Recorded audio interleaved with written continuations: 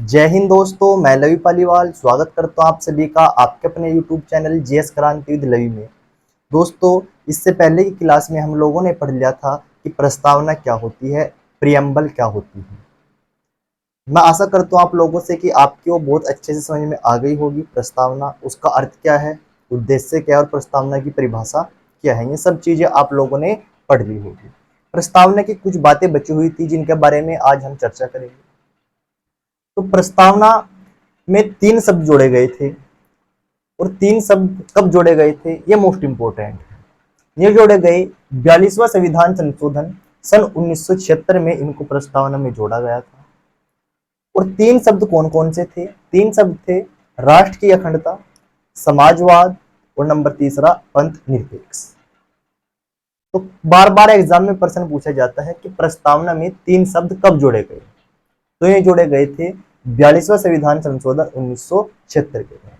इन तीनों का मतलब क्या है, ये मैं आपको कल की क्लास में बहुत अच्छे से बता चुका था। इससे पहले की वीडियो में आप उसको दोबारा देख सकते हैं अगर नहीं समझ में आ रही है। ये प्रस्तावना थी। प्रस्तावना हमने पूरी कर ली है, इसका अध्ययन हमने बहुत अच्छे तरीके से कर लिया है। और आज का जो हमारा टॉपिक होगा वो हमारा टॉपिक आज का भारत संघ एवं उसका राज्य क्षेत्र। भारत संघ एवं उसका राज्य क्षेत्र अर्थात आज की क्लास से हम संविधान के आर्टिकल या अनुच्छेदों को शुरू करने जा रहे हैं। जो हमारे संविधान में 395 आर्टिकल है, आज उन्हीं को शुरू करेंगे, जहां से एग्जाम में बार बार क्वेश्चन बनते रहते हैं। तो जानते हैं क्या है पहले आर्टिकल में और किस चीज की ये बात करता है। टॉपिक का नाम है भारत संघ एवं उसका राज्य क्षेत्र। तो पहली बात तो आप लोगों को एक बात जान लेनी है, क्या 2 चीजें होती हैं।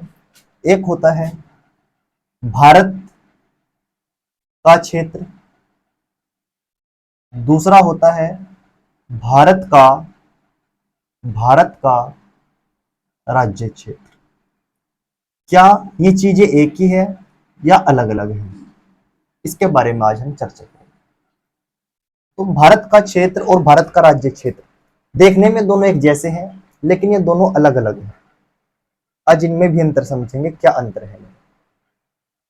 जो भारत का क्षेत्र है, भारत के क्षेत्र में जो हमारे देश के 28 राज्य हैं वो भी आ जाएंगे, और जो 8 यूनियन टेरिटरी यानी कि केंद्र शासित प्रदेश है वो भी इसमें आ जाएंगे। इन सबको मिलाकर क्या बनेगा, भारत का क्षेत्र बनेगा। दूसरी ओर बात करें भारत का राज्य क्षेत्र की, तो भारत के राज्य क्षेत्र में क्या होगा, भारत के राज्य क्षेत्र में केवल 28 राज्य आएंगे, इसमें ये केंद्र शासित प्रदेश नहीं आएंगे। ठीक है, तो ये दोनों बातें आप अच्छे से समझ गए होंगे कि भारत का क्षेत्र क्या है और भारत का राज्य क्षेत्र क्या है। नेक्स्ट बात करते हैं अब हम अनुच्छेद 1 की, आर्टिकल 1 की।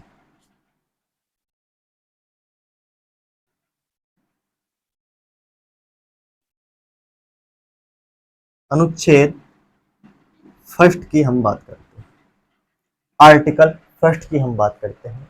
और आर्टिकल फर्स्ट में क्या है, आर्टिकल 1 में क्या है, इसमें है भारत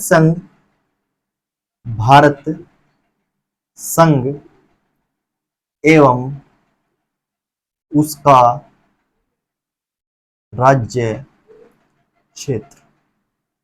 ठीक है, बात किसमें कही गई है, ये अनुच्छेद 1 में ये बात कही गई है भारत संघ एवं उसका राज्य क्षेत्र की। इसके अंतर्गत क्या बातें कही गई है, इसके अंतर्गत बात कही गई है कि भारत राज्यों का संघ होगा, भारत राज्यों का संघ होगा। संघ का नाम इंडिया अर्थात भारत होगा। क्या कहा, भारत राज्यों का एक संघ होगा, संघ का नाम इंडिया अर्थात भारत होगा। ये बात किसमें कही गई है, ये अनुच्छेद 1 में, आर्टिकल 1 में ये बात कही गई है। यानी कि इसमें वर्णन किसका है, भारत के जितने भी राज्य हैं और जितने भी केंद्र शासित प्रदेश हैं उन सब का वर्णन अनुच्छेद 1 में किया गया है। दूसरी बात इसमें क्या कही गई है, दूसरी बात है भारत भारत राज्यों के बीच भारत राज्यों के बीच किसी समझौते का किसी समझौते का कोई परिणाम नहीं है, कोई परिणाम नहीं है। क्या बात कही गई इसमें? जो भारत देश है वो राज्यों के बीच समझौते का परिणाम नहीं है, अर्थात राज्यों ने मिलकर भारत देश का निर्माण नहीं किया है, यानी कि राज्यों ने एक समझौता किया हो और समझौते के तहत देश का निर्माण किया हो, ऐसा नहीं हुआ है। भारत पहले से ही एक देश था। लेकिन बात करते हैं अमेरिका जैसे देशों की, तो उनमें क्या है, राज्यों ने मिलकर एक देश का निर्माण कर रखा है। उस देश में से जब चाहे जौन सा राज्य अलग होकर अपना एक नया देश बना सकता है, लेकिन भारत में ऐसा नहीं होगा। भारत पहले से ही एक देश था, इसने राज्यों का निर्माण किया है, न कि राज्यों ने मिलकर भारत देश का निर्माण किया है। यही बात कहते हैं आर्टिकल 1 कि भारत राज्यों के बीच किसी भी समझौते का परिणाम नहीं है। तीसरी बात क्या है इसमें? तीसरी बात यह है कि कोई भी राज्य भारत संघ से अलग नहीं हो सकता। भारत संघ से अलग नहीं हो सकता। ठीक है, यानी कि जो भारत देश में एक बार राज्य आकर मिल जाता है वो कभी भी भारत से अलग नहीं होगा किसी भी परिस्थिति में, क्योंकि भारत कैसा देश है? यूनियन है। कैसा है? यूनियन। एक बात समझेंगे, यूनियन और फेडरल में अंतर भी समझेंगे। यूनियन और फेडरल में क्या अंतर है? यूनियन का मतलब भी संघ होता है और फेडरल का मतलब भी संघ होता है।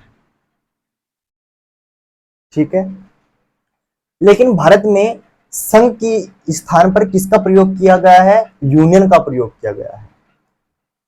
लेकिन हम देखते हैं अमेरिका जैसे देशों में वहां पर फेडरल का प्रयोग होता है संघ के लिए। क्यों होता है ये? क्योंकि जो संघ है भारत में यूनियन है, एक यूनियन बनी हुई है, और इस यूनियन से, इस संघ से कोई भी राज्य अलग नहीं हो सकता। जबकि फेडरल का प्रयोग हम उसके लिए करते हैं जिस देश से कोई राज्य आसानी से अलग हो जाता है।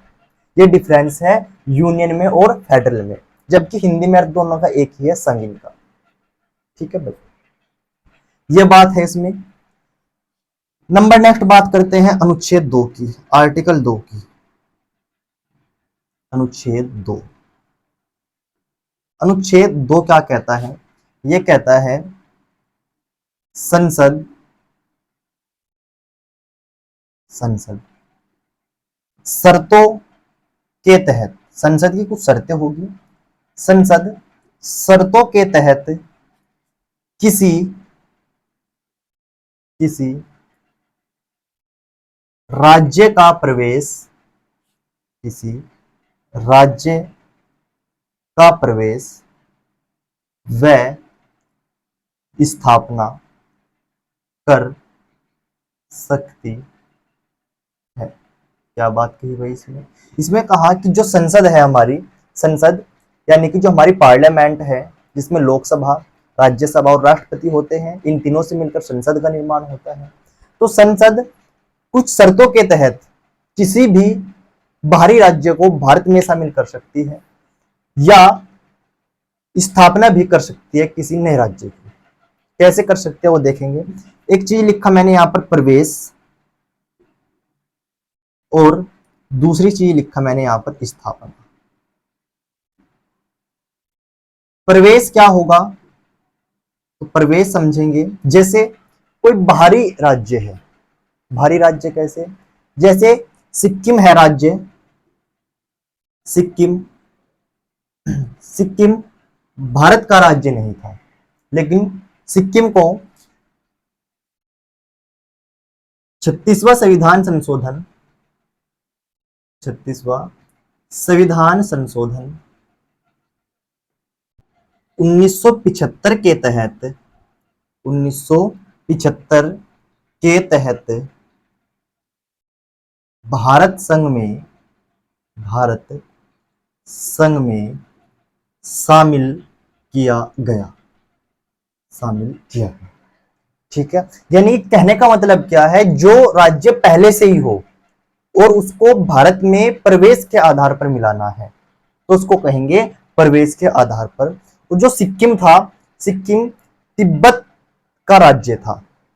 क्या हुआ, चीन ने तिब्बत पर हमला कर दिया। तो तिब्बत पर जब हमला किया, जो सिक्किम का राज्य तो परेशान हो चुका था चीन से, तो उसने सोचा क्यों न भारत देश में जाकर मिल लिया जाए।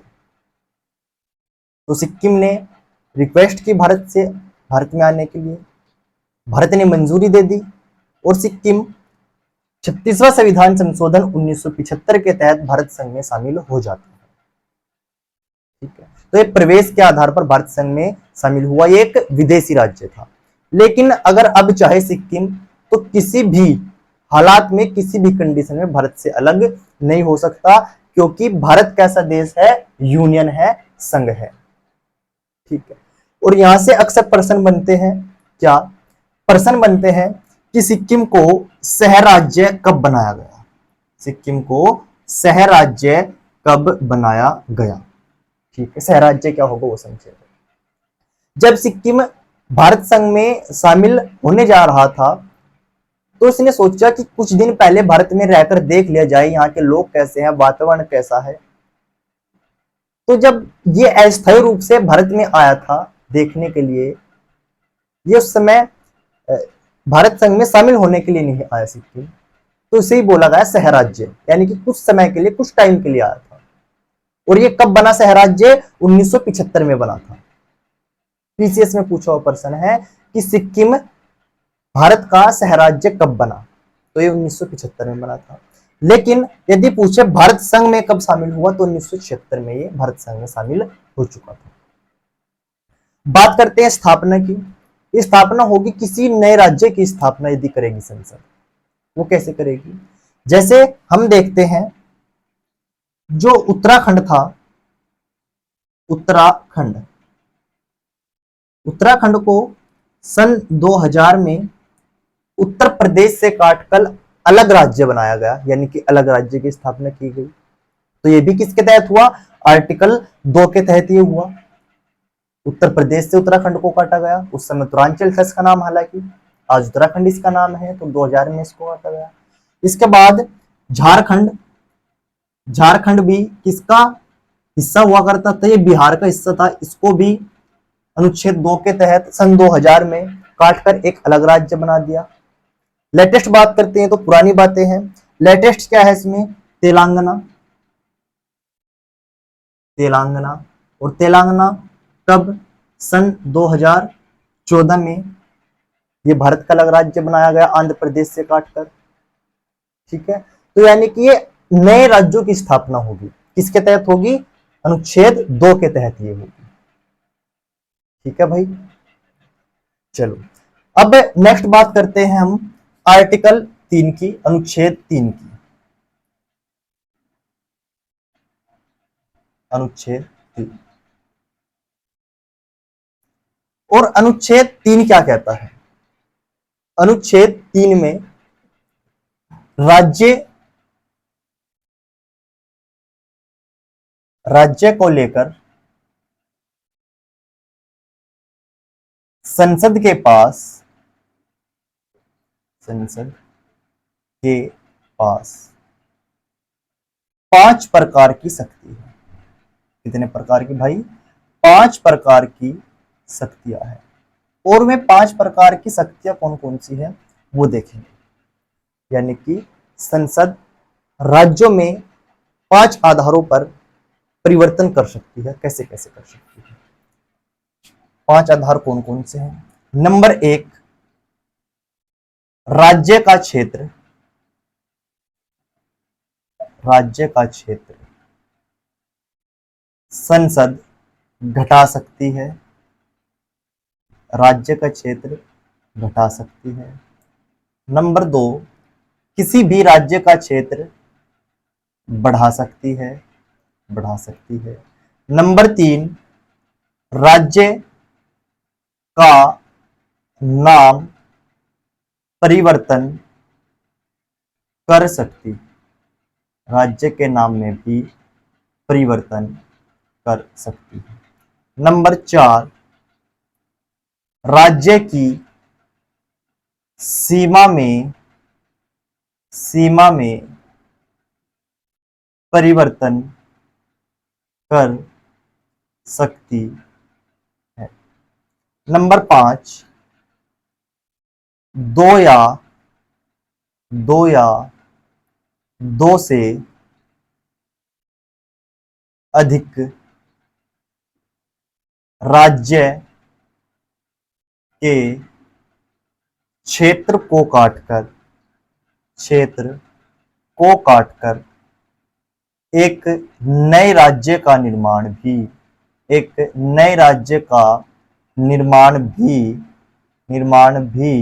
कौन कर सकती है? संसद कर सकती है। ठीक है, क्या समझे भाई यहां से बात? आर्टिकल 3 से हमने समझा जी कि जो राज्य है, राज्य को लेकर संसद के पास 5 प्रकार की शक्तियां हैं। और वो 5 प्रकार की शक्तियां कौन कौन सी है? नंबर 1, राज्य का क्षेत्र घटा सकती है। यदि किसी राज्य का क्षेत्र बड़ा है तो उसका क्षेत्र वो घटाकर कम कर सकती है। कौन? संसद। 2, राज्य का क्षेत्र बढ़ा सकती है। किसी राज्य छोटा है तो उसको बड़ा कर सकती है, उसका क्षेत्र बढ़ा सकती है। राज्य का नाम परिवर्तन कर सकती है। राज्य का नाम है जैसे उत्तर प्रदेश है, संसद इसका नाम कुछ भी रख सकती है, उत्तम प्रदेश रख सकती है या कुछ भी रख सकती है। ये शक्ति भी किसके पास है? संसद के पास है। राज्य की सीमा में परिवर्तन कर सकती है। राज्य की सीमा में परिवर्तन कैसे कर सकती है? जैसे मान लीजिए आप 2 राज्य हैं, एक राज्य ए है और एक राज्य है बी। आपका एक राज्य क्या है? बी। ठीक है, तो जो बी राज्य है इसका थोड़ी सी सीमा काट लेगी संसद, और सीमा काटने के पश्चात क्या करेगी? इसका सीमा में परिवर्तन कर देगी, यानी कि ए राज्य की जो सीमा है वो यहां तक कर देगी। ठीक है, समझ रहे होंगे आप लोग बहुत अच्छे से भाई। ए राज्य था, एक राज्य बी था, और हमने बी से कुछ क्षेत्र ले लिया, यानी कि इसकी कुछ सीमा ले ली, और सीमा लेने के पश्चात हमने किसमें? ए में इसको मिला दिया। संसद ने इसको कहां मिला दिया? ए में मिला दिया। अब यानी कि ए की सीमा में परिवर्तन हो गया, जो ए राज्य था इसकी सीमा में परिवर्तन हो गया। तो ये शक्ति भी किसके पास है? संसद के पास ये शक्ति है। दूसरी बात है इसमें, नंबर 5वीं शक्ति है, 2 या 2 से अधिक राज्य के क्षेत्र को काटकर एक नए राज्य का निर्माण भी कौन कर सकती है? संसद कर सकती है। कैसे कर सकती है इसको भी ऐसे ही समझेंगे। जैसे एक राज्य ए है और एक राज्य बी है, ये ए राज्य है और ये बी राज्य है, और 2 राज्य है, इनको क्षेत्र को काट दिया, इनके क्षेत्र को काट दिया संसद ने, और ये क्षेत्र काटकर ये वाला एक नए राज्य सी का निर्माण कर दिया। किसका निर्माण कर दिया भाई? यहाँ पर सी राज्य का, यानी कि एक नए राज्य का निर्माण कर दिया। आधा क्षेत्र किसका काटा? आधा क्षेत्र ए का काटा और आधा क्षेत्र बी राज्य का काटा, और एक सी राज्य का निर्माण कर दिया। किसने? संसद ने। ठीक है, तो हम क्या कह सकते हैं कि जो संसद है राज्यों में कुछ भी परिवर्तन कर सकती है। राज्य की जननी है ये संसद, कुछ भी जो भी इसके मन में आए वो कर सकती है संसद। ठीक है, ये शक्तियां किसमें है? आर्टिकल 2 और आर्टिकल 3 में ये शक्तियां है। किसी भी नए राज्य का ये निर्माण भी कर सकती है। जैसे उत्तर प्रदेश से सन 2014 में 13 जिलों को काटकर अलग अलग राज्य बनाए गए थे। किसके तहत हुए थे? आर्टिकल 2 व आर्टिकल 3 के तहत तो में हुए थे। संसद जब चाहे कुछ भी कर सकती है राज्यों में। ठीक है भाई, नेक्स्ट बात करते हैं अनुच्छेद 4। अनुच्छेद 4 की हम बात करते हैं। अनुच्छेद 4 में क्या बात कही गई है कि जो अनुच्छेद 2 व अनुच्छेद में परिवर्तन हो रहे हैं, अनुच्छेद 2 और अनुच्छेद 3 में संसद कुछ भी परिवर्तन जो कर रही है उनको संविधान संशोधन नहीं माना जाएगा। ठीक है, यानी कि अनुच्छेद 2 व अनुच्छेद 3 में जो परिवर्तन होगा उन परिवर्तनों को संविधान संशोधन नहीं माना जाए। ठीक है ना भाई, संविधान संशोधन नहीं माना जाएगा। तो क्या माना जाएगा? ये ऐसा किससे हो सकता है? साधारण बहुमत से हो सकता है। किससे? साधारण बहुमत से होगा। साधारण बहुमत से, ठीक है। जो अनुच्छेद 2 और अनुच्छेद में जो कुछ भी परिवर्तन कर रही है संसद, उसको संविधान संशोधन नहीं माना जाएगा। ऐसा साधारण बहुमत से ही हो सकता है। संविधान संशोधन की इसमें कोई भी आवश्यकता नहीं होगी। ठीक है ना भाई? तो ये थे आर्टिकल 1 से लगाकर आर्टिकल 4 तक कुछ प्रावधान, यानी कि अनुच्छेद 1 से अनुच्छेद 4 तक। ठीक है, और ये भाग कौन सा है? तो भाग क्या बोलेंगे? ये भाग है प्रथम, फर्स्ट ये भाग है। ठीक है भाई, प्रथम भाग में आर्टिकल 1 से लेकर आर्टिकल 4 तक का आज हमने अध्ययन किया है। तो मैं आप लोगों से उम्मीद करता हूं कि आप लोगों की ये चीजें आज जो पढ़ाई है बहुत अच्छे से समझ में आई होगी। आप इसका एक स्क्रीनशॉट ले लीजिए, मैं तब तक साइड में हो जाता हूं।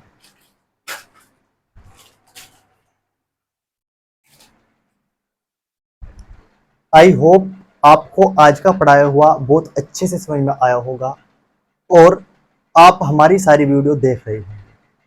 यदि आपको हमारी वीडियो अच्छी लग रही है, हमारा पढ़ाया हुआ समझ में आ रहा है, तो आप हमारी वीडियो को शेयर करिए, लाइक करिए तथा कमेंट करके हमें ज़रूर बताइएगा कि आपको हमारा पढ़ाया हुआ कैसा लग रहा है। और यदि आप हमारे चैनल पर नए हैं तो हमारे चैनल को सब्सक्राइब करिएगा। दोस्तों, जल्द ही मिलते हैं नेक्स्ट वीडियो में। तब तक के लिए टेक केयर, बाय बाय, जय हिंद, जय भारत।